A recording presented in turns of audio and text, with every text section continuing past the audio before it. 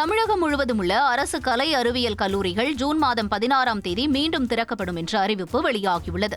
தமிழகத்தில் உள்ள கலை மற்றும் அறிவியல் கல்லூரி மாணவர்கள் தேர்வு முடிவடைந்து தற்போது கோடை விடுமுறையில் உள்ளனர். இந்த நிலையில் அடுத்த கல்வியாண்டில் கல்லூரி துவங்குவது குறித்த அறிவிப்பை கல்லூரி கல்வி இயக்குநர் சுந்தரவல்லி வெளியிட்டுள்ளார்.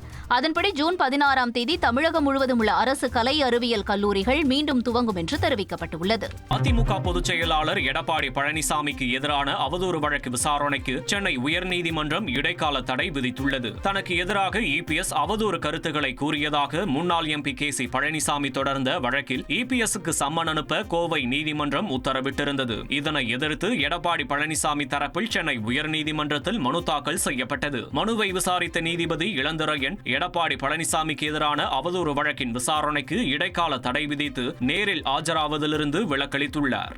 பதவி நீக்கம் செய்யப்பட்டுள்ள நகராட்சி கவுன்சிலர்கள் பதவிகளுக்கு தேர்தல் நடத்த வேண்டாம் என அறிவுறுத்தியிருப்பதாக சென்னை உயர்நீதிமன்றத்தில் தமிழக அரசு விளக்கமளித்துள்ளது. அதிகார துஷ்பிரயோகம் செய்ததாக கூறி சென்னை, தாம்பரம், உசிலம்பட்டி மாநகராட்சிகளில் 4 கவுன்சிலர்கள் பதவி நீக்கம் செய்யப்பட்டனர். இதனை எதிர்த்து அவர்களது தரப்பில் தாக்கல் செய்யப்பட்ட மனுக்கள் சென்னை உயர்நீதிமன்றத்தில் விசாரணைக்கு வந்தது. அப்போது தமிழக அரசு தரப்பில் அளிக்கப்பட்ட விளக்கத்தில் இந்த வழக்குகள் முடியும் வரை 4 கவுன்சிலர்களின் பதவிகளுக்கும் தேர்தல் நடத்தக்கூடாது என மாநில தேர்தல் ஆணையத்திற்கு கடிதம் அனுப்பியுள்ளதாக தெரிவிக்கப்பட்டது.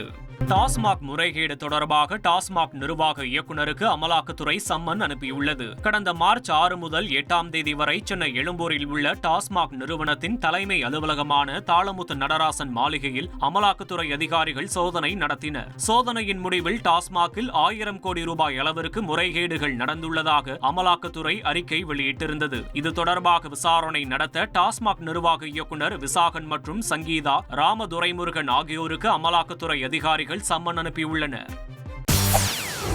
செய்திகளை உடனுக்குடன் தெரிந்து கொள்ள உடனே சப்ஸ்கிரைப் பண்ணுங்க.